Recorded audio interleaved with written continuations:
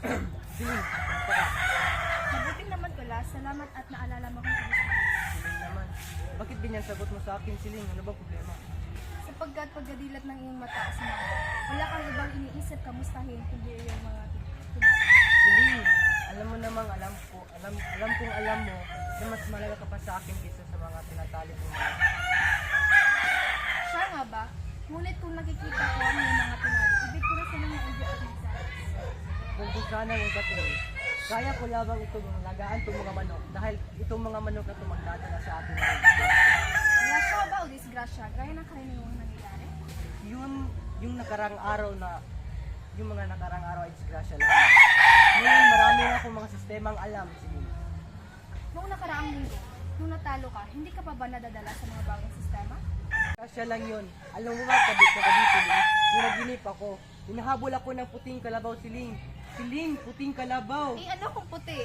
Ang ibig sabihin nun, na puting kalabaw, ay hinahabol ako ng pilak na kwarta, Siling. Siling, pilak na kwarta. Ngayon ay wala ng kwartang pilak. Meron, napabawad lang. Siling, bigyan mo lang ako ng 5 piso at walang salang duda na mananalo tayo ngayong araw. Ngunit Kulas, hindi ka pa ba nadadala sa mga panaginip mo?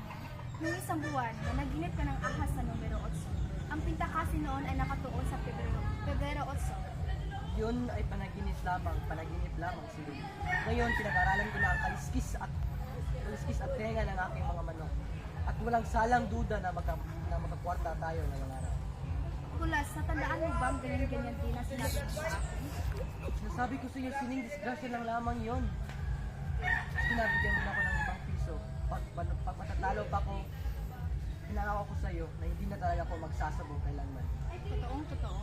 Totoo, sige na. May sugata pa. Kahiya naman kung hindi ako dumating doon. Oh, Breno, kung sa bagay ay itatago ko lamang itong pera. Oh, heto. Huwag mo sana ako sisihin kung maubos ang ating kaunting pinagbilhan sa palay. Sige, pinangako ko sa iyo na hindi talaga ako makatalo ngayong araw. O Beno, dyan ka muna. Uy, kamusta ka Kulas? Pasensya na, Siling, nagmamadali pa ako. Siling, ano bang nangyari sa iyong asawa? Parang may pupuntahang sunog. Ay, Shuneng, masahol pa sa sunog ang pupuntahan. Pupunta na naman si Sabungan. Siling, talaga bang? Teka lang ha. Teban! Ano po iyon, Aling Siling? Oh, heto, 5 piso. Pumunta na naman ang amo mo sa Sabungan. Madali, gusta mo ito. Ipusta ang 5 piso? Ano ba ito Siling? Ikaw man ba ay nag-isabungera na rin? Shuneng naman, hindi ako sabongera. Sa tuwing nagsasabong si Kulas ay pumupusta rin ako. Hindi ka sabungera. Ngunit pumupusta lamang sa sabong.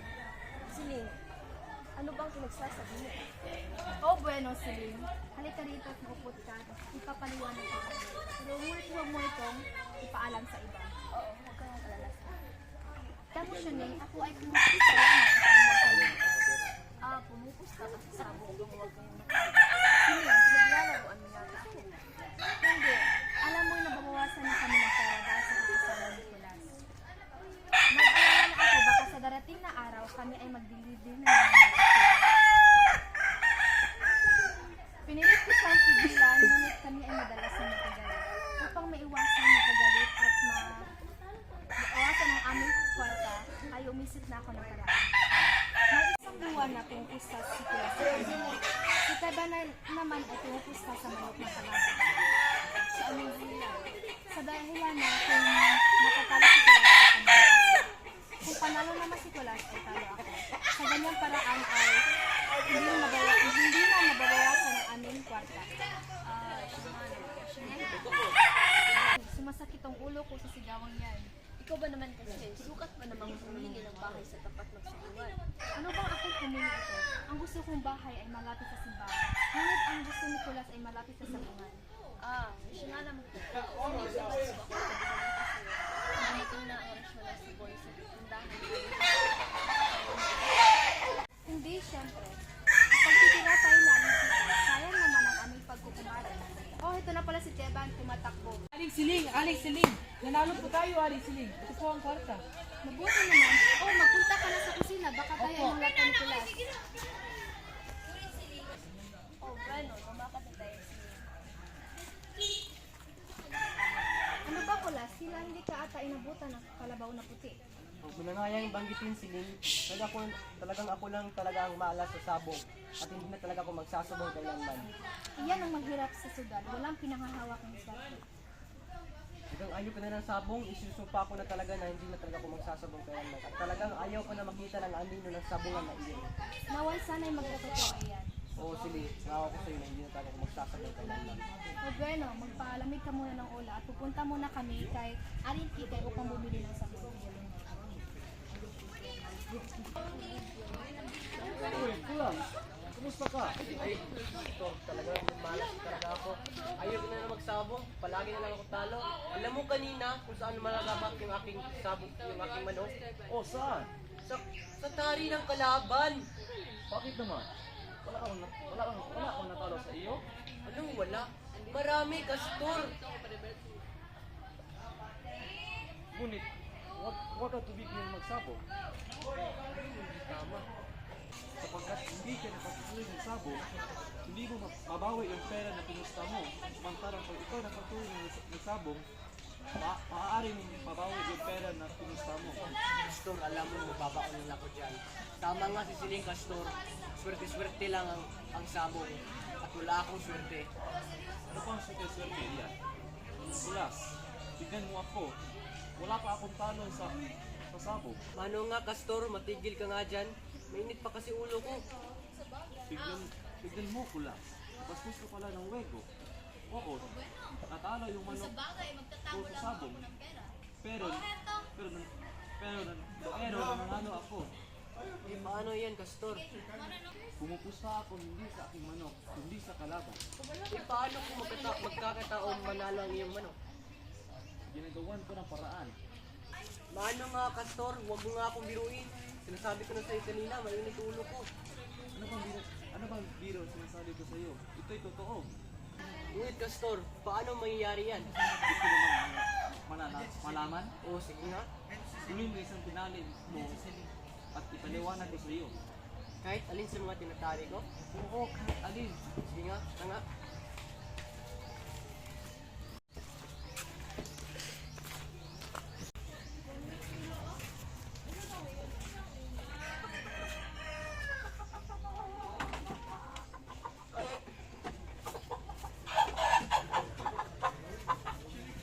Oh, ito, Castor. Kumuha ka ng isang karayo. Karayo? Yung ipantahi. Ah, ito, karayo. Oh. Tignan mo yan. Matuwid pa yan ng lumakad. Pero mahina ng pa at hindi na makapalo. Sa mga kasuwiran, hindi na talaga yan mananalo. Sigurado na talaga yan ay matatalo. Natural ngayon na pumunta tayo sa sabungan at ilaban natin ito. Magaling na paraan yan, Castor. Kita mo na, hindi mo ginagamit mo ang ulo mo. Oo nga, pero Castor, pandarayan na yan ah. Hindi, walang mananalo. Hindi, walang manalo. Hindi tayo gumagamit ng pagdaraya. Sa mga katuwiran talaga, hindi naman, marami naman talaga akong natatalo. Sige oh. Kala mo hindi ka dinaya? Sa bagay nga, Castor. Kita mo na, hindi ka mandaraya. Hindi. Hindi ka lamang, Castor. Ay, kulas. Sa may katuwiran ka nga, Castor. O ano pang kinakailan mo? Kailangan mo. Tara na. Castor, O ano naman? huwag sana magalit sa akin sasabihin na, pero kailangan kang umalis kasi baka makita ka pa ni Siling Ritus kung mahay namin. Alis na ako. Buti nga at hanap ako ng kariton sa manok mo. Mabuti pa. Tulog ka agad. Tulog ka agad, ha? Bigyan mo ang tipa ka. Naku, ano ba yan, Kulas? Akala ko ba isusumpa mo na ang sabungan? Ning, iniwala ka na sa akin ngayong araw na ito. Sigurado na makakabawi tayo. Naku, Kulas, parang presyo ng asukal. Oras-oras ay nagbabago. Ning, iniwala ka na sa akin. Bigyan mo na ako ng kwarta at siguradong makakabawi tayo. Ngunit, ako naman, napapako. Dito si Shuning oh. ang ating testigo. Sige na, Siling. Ako ang testigo. Oh, bueno, ngunit ito na lamang ha. Itaga mo ito sa bato, Siling. 20 piso. 20 piso? Sus, Mario, Para makabawi tayo. Sige na, Siling. Total, ito naman.